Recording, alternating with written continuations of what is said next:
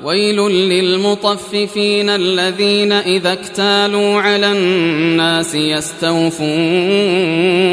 وإذا كالوهم أو وزنوهم يخسرون ألا يظن أولئك أنهم مبعوثون ليوم عظيم يوم يقوم الناس لرب العالمين كلا إن كتاب الفجار لفي سجين وما أدراك ما سجين كتاب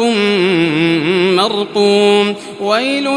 يومئذ للمكذبين الذين يكذبون بيوم الدين وما يكذب به إلا كل معتد أثيم إذا تتلى عليه آياتنا قال أساطير الأولين كلا بل ران على قلوبهم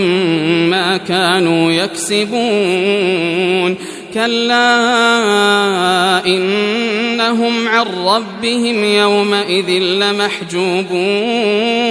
ثم إنهم لصال الجحيم ثم يقال هذا الذي كنتم به تكذبون كلا إن كتاب الأبرار لفي عليين وما أدراك ما عليون كتاب مرقوم يشهده المقربون إن الأبرار لفي نعيم على الأرائك ينظرون تعرف في وجوههم نضرة النعيم يسقون من رحيق